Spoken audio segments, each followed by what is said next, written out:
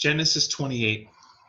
This chapter sees a few different pieces of the continuing story of God working through humanity to bring about his promised blessing of the one who would reverse the curse of sin upon humanity and creation.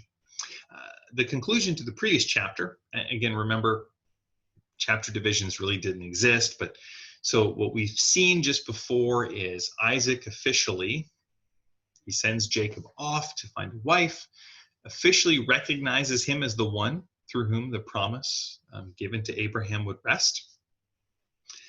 And Esau sees his father bless Jacob and command him not to marry a local Canaanite woman, of which Esau already has 2 local women as wives, trying to win favor or maybe even win the blessing back, if that were even possible. Maybe just I want to make my dad happy. He marries a 3rd woman, a descendant from Ishmael. There's no comment in the text that says that was right or wrong, good or bad. It's just assumed that the readers will understand we've already seen in Genesis 2 the design for marriage, the design for that covenant, 1 man, 1 woman. So already we know this wasn't a good idea and it was done for the wrong reasons. But then comes in this chapter a pivotal moment in the life of Jacob in his relationship and experience with God. On his way to his mom's home country, he was sleeping one night and had a dream about a stairway to heaven, not a highway to hell. Can't help but make that reference.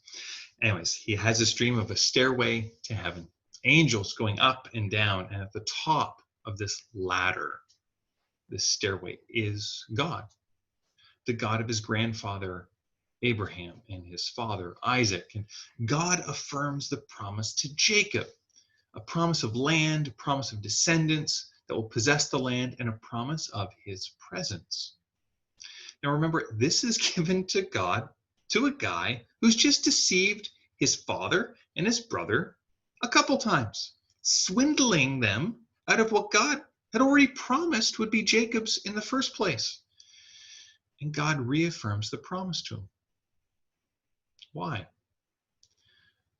Not because he is affirming Jacob's actions,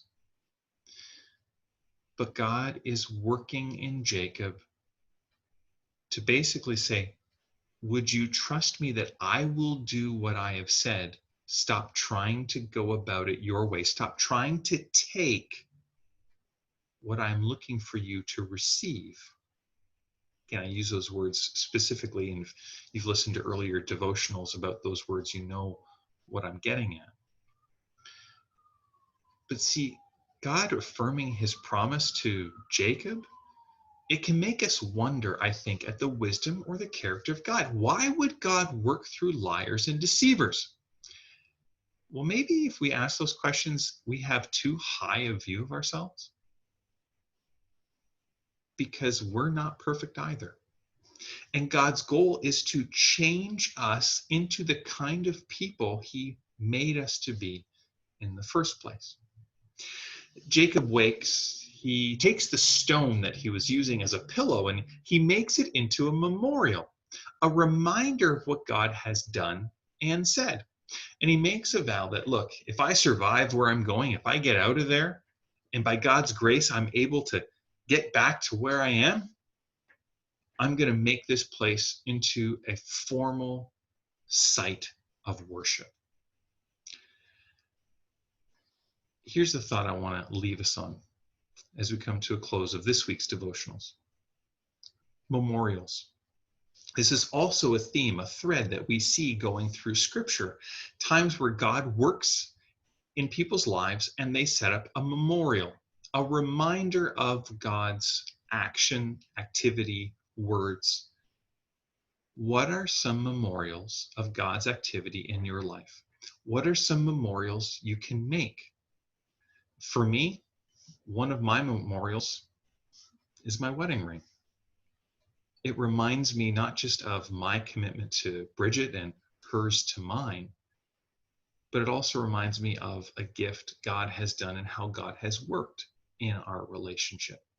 It's a memorial. And so when I look at it, when I fidget with it, it often reminds me of God's grace and his activity in my life, which helps me shape how I think and act going forward.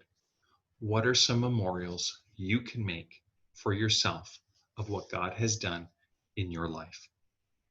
As you consider that, may the Lord bless you and keep you. May the Lord make his face to shine upon you. May the Lord be gracious to you. And today, would you know his peace? God bless.